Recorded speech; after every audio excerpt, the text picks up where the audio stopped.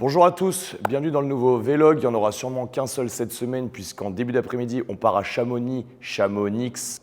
Quand les gens ne sont pas d'accord sur les termes, je dis les deux, Vlog, pour faire des activités avec les garçons avant le stage à Kinema ce week-end. Donc, on va faire une vidéo pour fêter l'arrivée en prise en charge Calliope de la formation d'EPM. Oui, à partir de maintenant, grâce à votre OPCO, vous pouvez vous faire financer cette formation extraordinaire qui est en train de révolutionner à la fois la prise en charge de certaines blessures, à la fois les problèmes posturaux que vous pouvez rencontrer chez vos clients. Et aujourd'hui, on va discuter ensemble de quelles peuvent être les pistes des principales douleurs en bas du dos que vous ressentez. Go! Dans notre doctrine d'entraînement, dans nos programmes d'entraînement, on a intégré le protocole d'EPM de deux manières différentes. Soit les gens ne sont pas encore blessés et donc dans ce cas-là, dans nos programmes d'entraînement, on intègre du travail unilatéral antéro-postérieur. On fait en sorte d'équilibrer la totalité des ceintures afin que les déséquilibres n'augmentent pas. Rappel, dans ce sport, on fait beaucoup de choses avec deux jambes, avec deux bras, etc., etc. Donc les déséquilibres vont forcément finir par augmenter. Donc on a ce type de travail dans nos échauffements, on a ce type de travail en renforcement musculaire à la fin de la séance, ou alors on a une deuxième manière d'appréhender, là où on apprend à faire une consultation avec une vraie anamnèse, et là on règle des problèmes avérés chez des personnes qui sont dans un état de douleur ou d'inflammation. C'est ce qu'on appelle la consultation protocole d'EPM. Aujourd'hui, ensemble, on va explorer les différentes pistes qui peuvent faire que mes clients ont des inconforts en bas du dos. La plupart du temps, ça vient toujours des mêmes déséquilibres. Premièrement, comprendre les douleurs en bas du dos, c'est comprendre que dans la majorité des cas, et très souvent ça va jusqu'à la hernie discale, ça vient d'un déséquilibre unilatéral au niveau des membres inférieurs. Une cheville plus ou moins stable par rapport à l'autre, et donc mes appuis vont être différents dans le sol. Je vais aller récupérer de la stabilité ailleurs, en général, dans mon dos. Alors bien sûr, dans tout ce que j'explique sur les membres inférieurs, ça peut se répercuter ailleurs que dans le dos. C'est pour ça que le protocole d'EPM fonctionne aussi bien et qu'on a autant de résultats. C'est simplement parce qu'on a acté que la même cause pouvait entraîner plusieurs conséquences. La même cause qui, chez quelqu'un, entraîne une tendinite fémoro-patellaire va entraîner une hernie discale chez quelqu'un d'autre et peut entraîner une tendinite au niveau de la coiffe des rotateurs chez d'autres personnes. Donc notre approche globale à 360 degrés dans nos plans nous permet de complètement éclater toutes les causes possibles afin de régler toutes les conséquences. Donc attention, quand je fais le lien entre une cause et une conséquence, ça n'est pas exhaustif. Là, on va parler des conséquences au niveau du dos et on va explorer les causes possibles. Comme je l'ai dit précédemment, une des causes possibles, c'est le déséquilibre de capacité des membres inférieurs. Au niveau du pied, comme au niveau des quadris, comme au niveau des fessiers, comme au niveau des ischios. Le premier exercice qu'on va utiliser pour tester ça, et potentiellement pour régler le problème, c'est un GHD à une jambe. La plupart du temps, ce GHD est utilisé dans un concept de rep-no-rep avec les deux jambes à l'intérieur.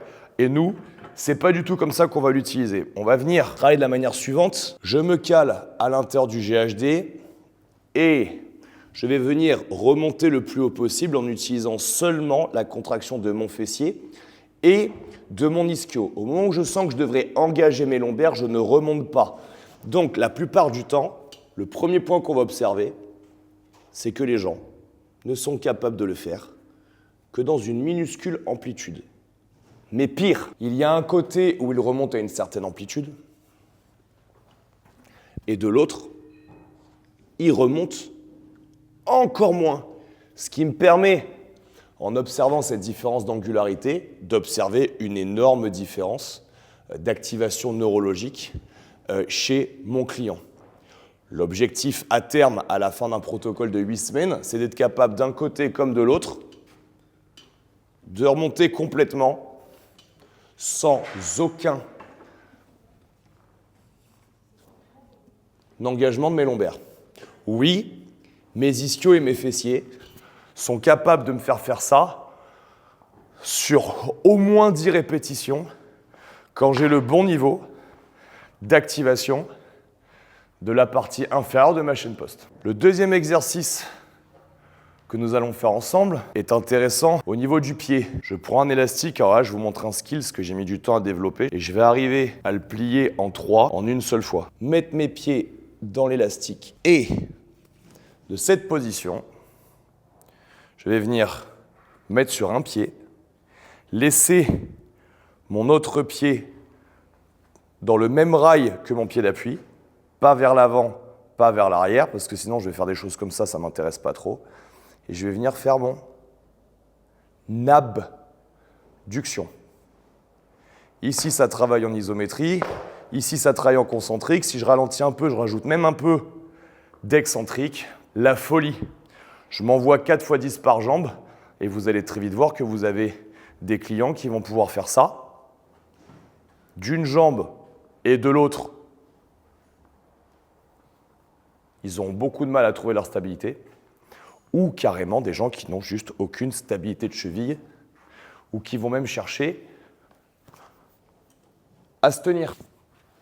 Un autre outil absolument remarquable qu'on adore, qu'on a déjà mis en routine du mois dans la programmation des salles au WattHQ et dans les salles qui suivent notre programmation, parce qu'on met une routine du mois de mobilité chaque mois, c'est l'exercice des rotations autour de la boxe. Là, c'est là aussi un exercice extrêmement intéressant qui me permet de venir travailler la totalité de l'amplitude de ma hanche en relation avec la stabilité de mon pied.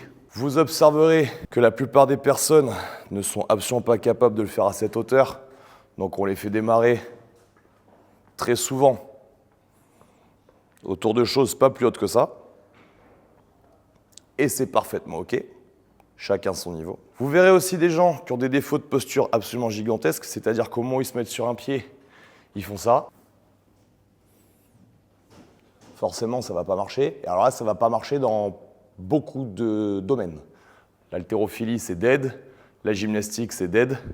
Donc, on va leur demander de se placer d'une certaine manière et d'effectuer le mouvement à la fois en stabilité totale et en maintien total de leur posture. Un autre exercice top qu'on adore, c'est l'exercice de la slantboard. Là, j'ai mis des chaussures de running parce que je m'apprête à courir juste après. Mais en l'occurrence, c'est encore mieux de le faire pieds nus parce que ça va éviter que vous ayez le drop de la chaussure qui rattrape une amplitude. Très souvent, quand les gens ont mal au dos, on teste ça et les gens sont là. Pourquoi ? Eh bien parce que la raideur qu'ils ont pris dans la partie jambe sous le genou va complètement raccourcir l'ensemble de la chaîne postérieure. Vous laissez une personne comme ça 1 à 2 minutes par jour, et si vraiment au départ elle est ici, on ne peut pas nier qu'il y a un lien entre son mal de dos et sa raideur. Étirement complètement statique, je répète, en série de 1 à 2 minutes, et vous verrez que la personne, sur quelques jours, ressentira un confort au niveau du bas du dos qui sera largement augmenté.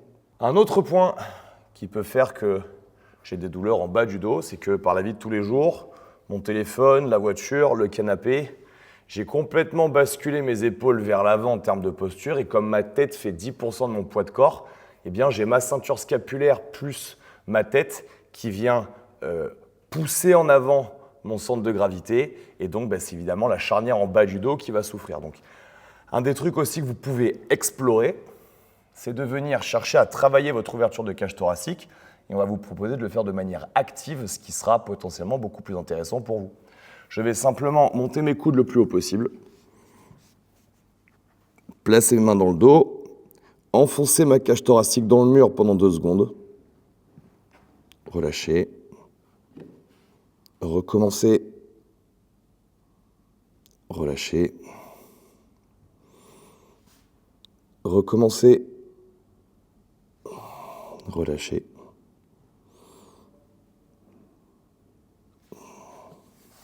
Je vais faire ça en série de 10 à 15 répétitions, 3 à 4 séries, et vous allez voir que si vous prenez le temps d'inspirer profondément par le nez au cours de l'exécution, vous ressentirez un bien-être incroyable et une capacité à envoyer de l'air beaucoup plus bas dans votre cage thoracique, simplement parce que vous aurez participé à son ouverture de manière active.